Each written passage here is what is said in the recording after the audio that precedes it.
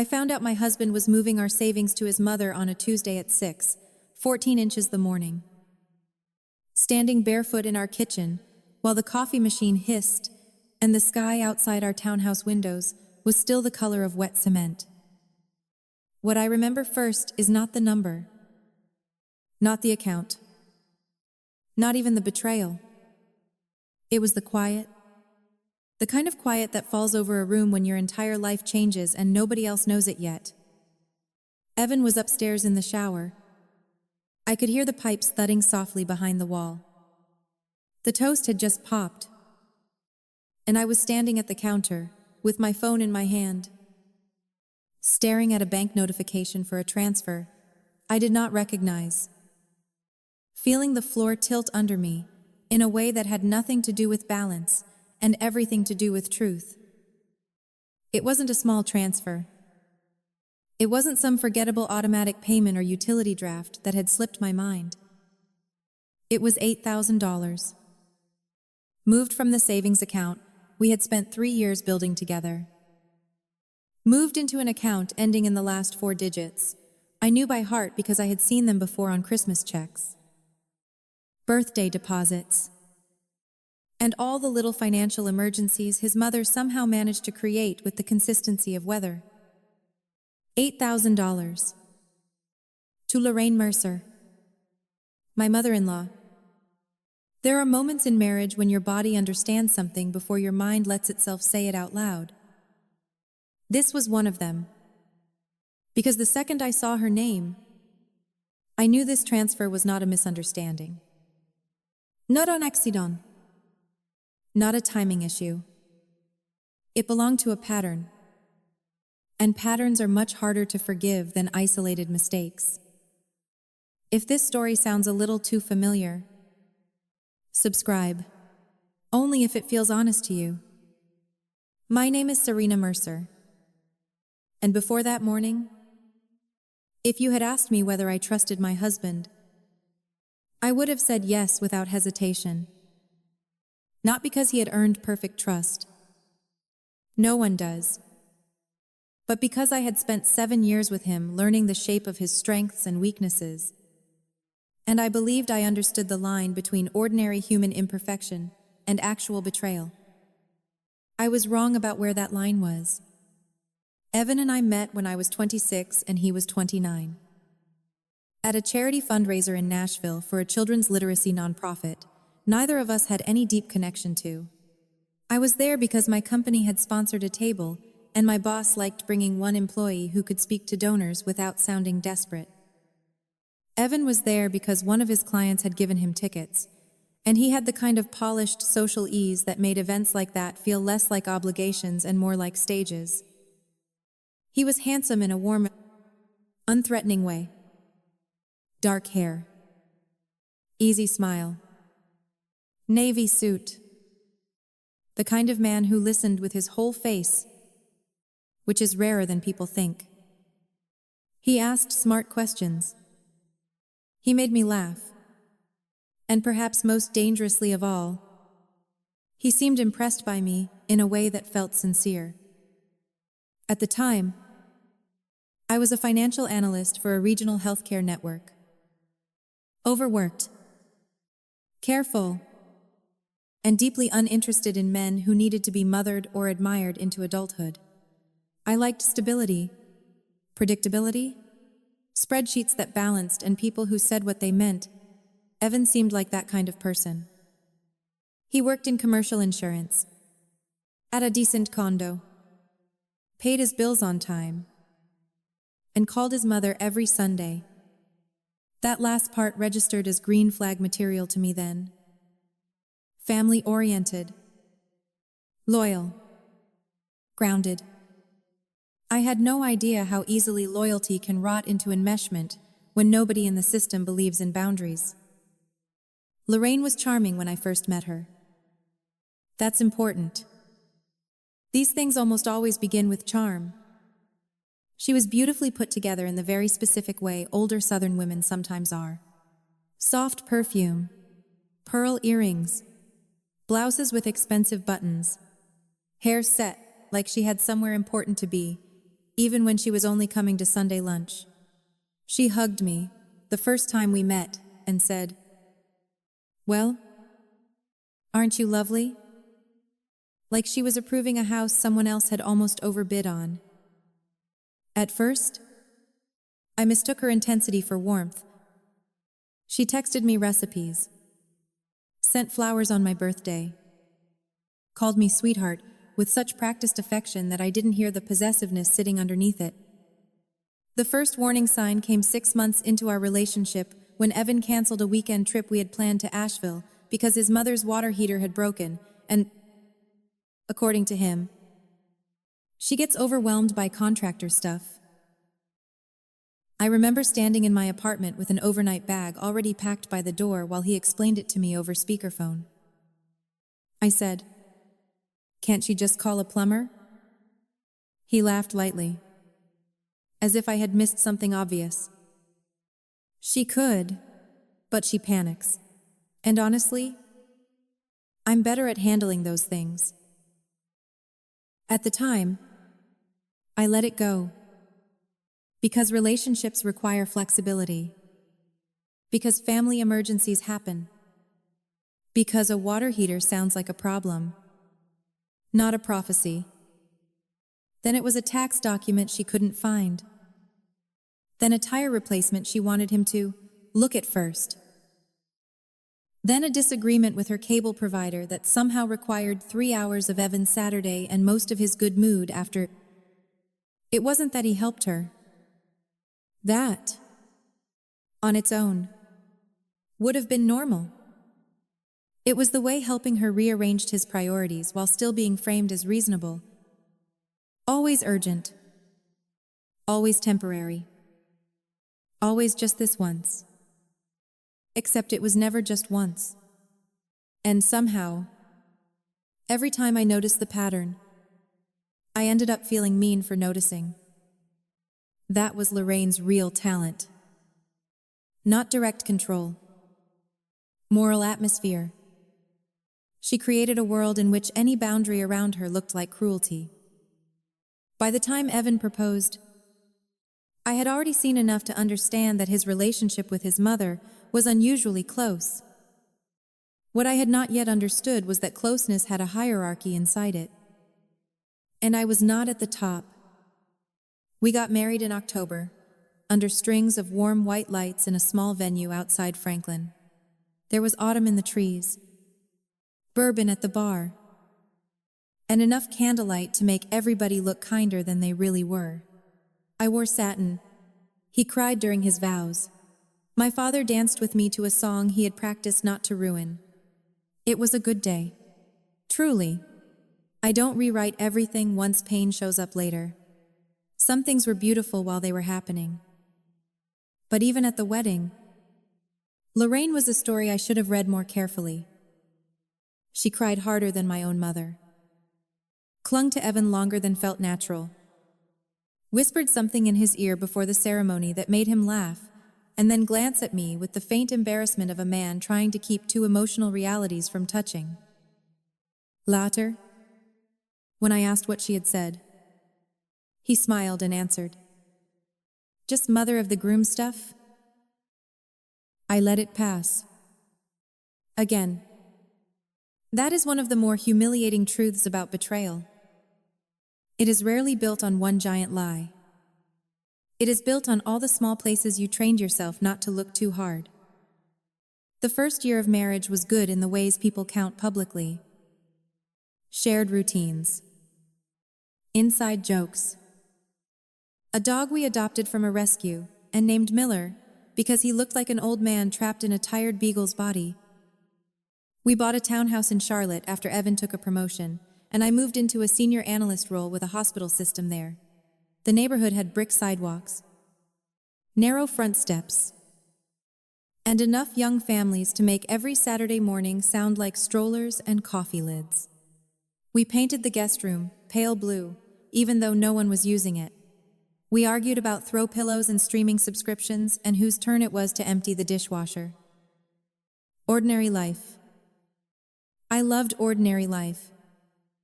People talk so much about passion, that they forget steadiness is often the more intimate thing. But underneath the ordinary, Lorraine remained a constant third presence in our marriage. Never in a way dramatic enough to point at easily. Just enough. She had opinions about where we should spend holidays. Opinions about which furniture pieces were too modern to age well. Opinions about how often we should visit. Opinions about how much home-cooked food Evan got now that he was married, which she delivered with a laugh but never without a small sting attached. At first, I tried the high-road version of daughter-in-law diplomacy. Gracious, flexible, understanding. I told myself it was easier to absorb the discomfort than create conflict. Evan appreciated that. Of course he did.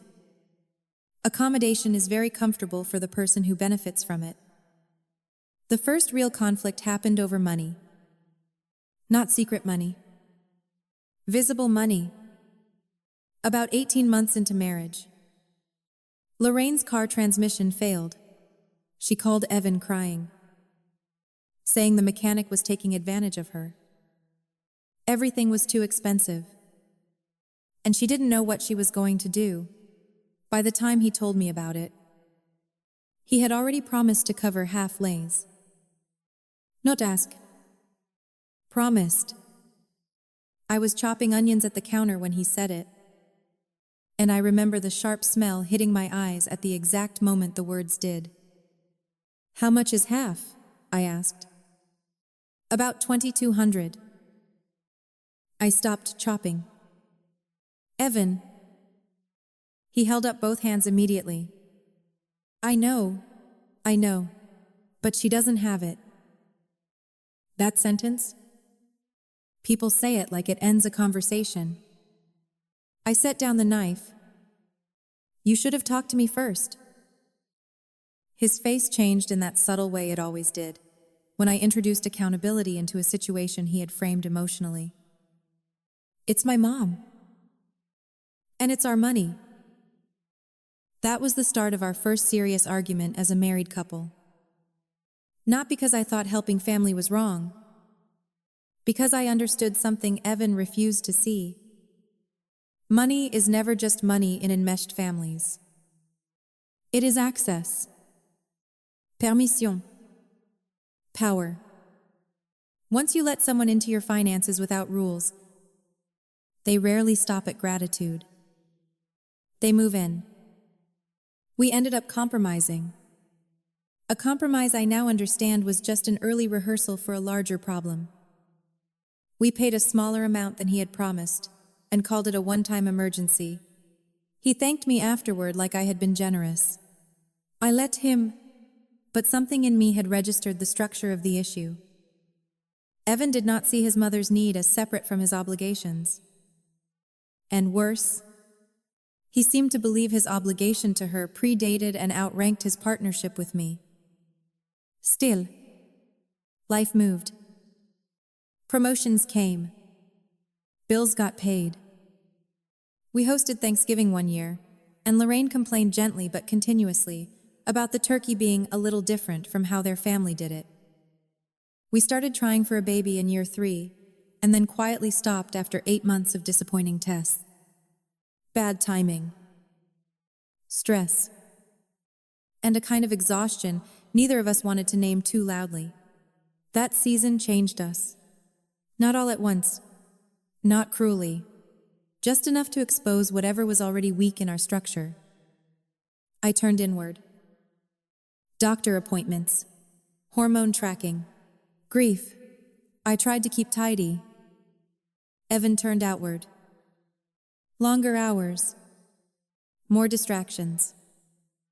More Sunday visits to Lorraine's house where, according to him, he could clear his head. One evening, after a fertility consult had left me hollow and lightheaded, I asked whether he could skip dinner at his mother's and stay home with me. He stood in the doorway tying his shoes. She's already expecting me. I remember staring at him from the couch with a heating pad across my lap. And I'm your wife. He looked torn for maybe half a second, then annoyed that I had made tornness necessary. It's one dinner. No, I thought. It's on a hierarchy. Again. But I didn't say that. I was too tired. Grief makes cowards of us sometimes. Not because we are weak. Because we no longer have extra energy for battles no one else admits are happening. The next morning, Lorraine texted me, "Hope you're feeling more like yourself today. Sweetheart, stress can do strange things to a woman's body." That was when I first truly disliked her. Not because the text was openly cruel.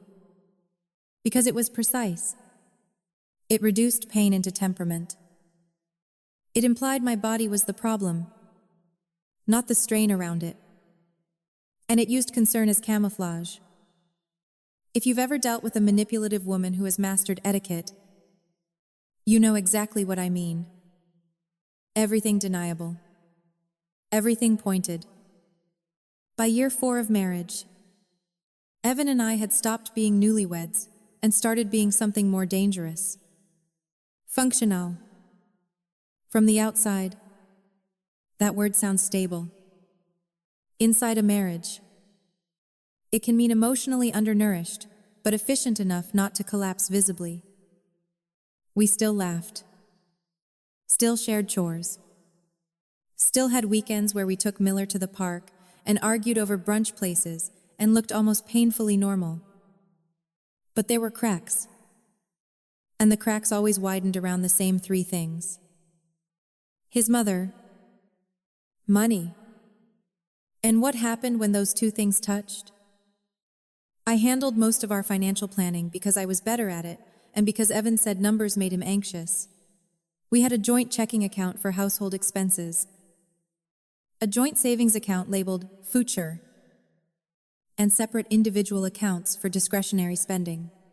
It was not a perfect system, but it worked. Or I thought it did. I automated transfers, tracked progress, built the emergency fund, set aside money for potential fertility treatments, future childcare, if we ever got that far, and eventually a larger down payment if we decided to move. Evan liked talking about our financial discipline in public. Liked saying things like, "Serena keeps us on track." I used to hear that as appreciation. Now I hear it differently. Sometimes people praise your competence because it allows them not to examine their character. The subtle changes started 3 or 4 months before the transfer. Evan became oddly vague about spending. Not dramatic spending. No sports car. No gambling-looking nonsense. Just a new privacy around his phone and a habit of minimizing small inconsistencies too quickly. A restaurant charge on a night he said he had worked late. He explained it as drinks with a client. A cash withdrawal that didn't fit our normal patterns. He said his barber's card machine was down. A paused conversation when I walked into the room while he was on the phone with Lorraine. I noticed.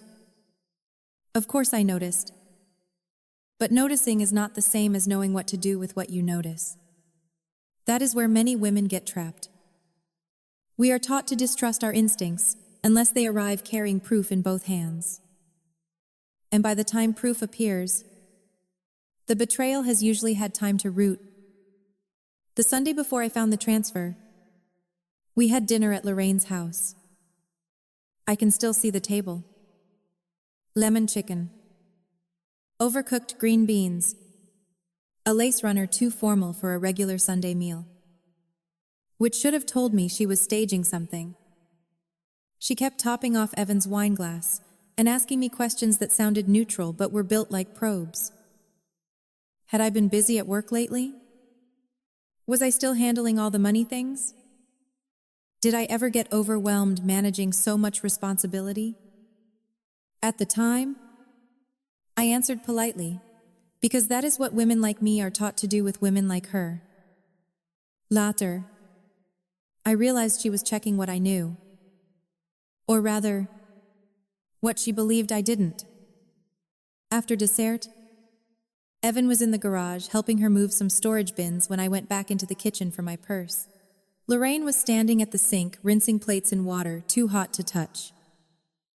Without looking at me, she said, "Men can feel so trapped when every decision in a home has to be approved." I froze. Only for a second. Then I said, carefully, "We make decisions together." She smiled at the dishes. "Of course. I just think sometimes wives forget that support is different from control. There are women who insult you because they enjoy conflict. Lorraine was not that kind. She insulted you because she enjoyed plausible deniability." I picked up my purse. "And there are mothers," I said, "who forget that marriage changes the chain of command." She turned then. Actually turned. Her smile stayed in place. But her eyes went flat. That's an interesting way to put it. It's a true way to put it. For one bright second, I thought maybe that exchange would matter. Maybe I had finally marked a boundary clearly enough for the whole system to feel it. I was right. Just not in the way I hoped. Because 2 days later, I was standing in my kitchen staring at that transfer notification while the coffee machine hissed and my marriage quietly changed shape around me. I did not go upstairs and confront him. That is the part people always expect. The explosion. The tears. The immediate accusation. But I work with numbers for a living. And numbers teach you one useful thing above all else. Never act before you understand the full structure of the loss. So I took a screenshot. Then another. I logged into the bank through the desktop instead of the app because I wanted the wider history. There were 4 transfers. Not 1. 4. The 8,000 that had triggered the notification because it exceeded the alert threshold I had set. And 3 earlier ones. 1,200. 1,900. 3,000. Spread across 7 weeks. All to Lorraine's account. My hands went cold. Not trembling. Worse. Precisi. That kind of cold always comes over me when emotion gets pushed behind function, and my mind starts turning into sequence. Date. Amount. Pattern. Timing. I opened our shared budgeting file. Compared the dates. 2 of the transfers had happened on days Evan knew I would be in quarterly review meetings. One happened during a weekend conference I attended in Atlanta. He hadn't just moved money. He had chosen windows when I was least likely to notice quickly. That mattered. Intent always matters. I heard the shower stop upstairs. Water off. Pipes settling. I had maybe 3 minutes. So I did the thing that changed our lives forever. Not something dramatic. Something strategic. I transferred every remaining dollar from our joint savings into a new protected account in my name at the same bank. Flagged under temporary fraud review access through my professional credentials and the account agreement language I knew well enough to navigate. Then I moved half the money from joint checking into my individual account, leaving enough for normal bills to clear without alerting him immediately, but not enough for another family emergency to disappear unnoticed. Then I printed the transfer history, folded it once, and slipped it into my work tote. By the time Evan came downstairs toweling his hair, I was sitting at the kitchen island with coffee in front of me, looking at my email like an ordinary Tuesday wife in an ordinary marriage. He kissed the top of my head. "Morning." I looked up. smiled. Morning. That was the most chilling moment of the whole thing. If I'm honest, not the theft. The intimacy. The ease with which a man can move through routine while carrying deception in his back pocket.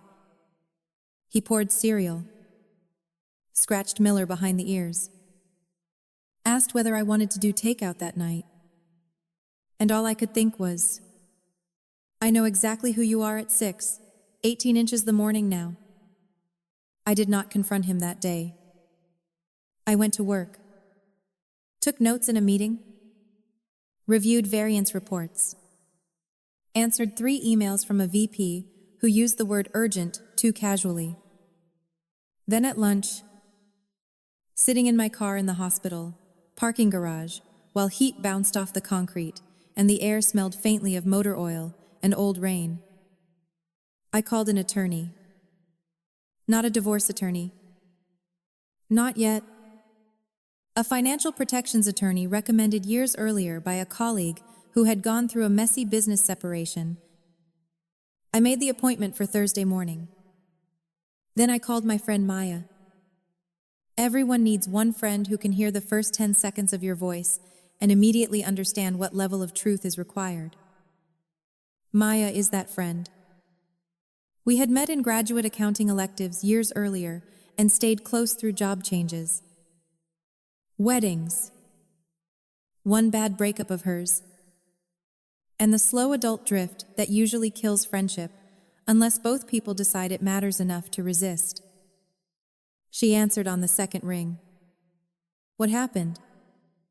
I laughed once. Not because anything was funny. Because she skipped hello. I said, I think Evan has been moving our savings to Lorraine. Silence. Then, very calmly, how much? That is why I called her. Not because she would soothe me, because she would sharpen me.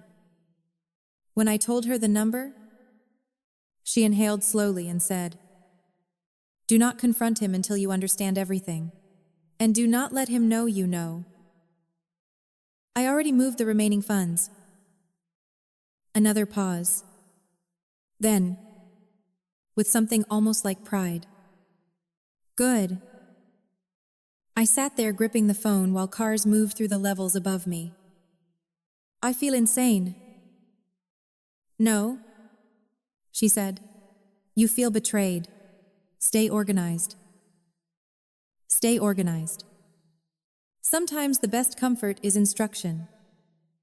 That night, Evan came home with Thai food and acted normal enough to make me wonder whether guilt ever touched him at all. He talked about a client renewal, asked whether I had paid the electric bill, told Miller he was a good old man in that silly voice that usually made me smile.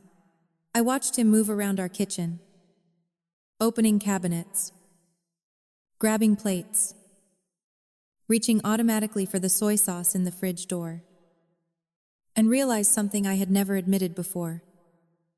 I had been sharing a home with a man whose moral center shifted around his mother.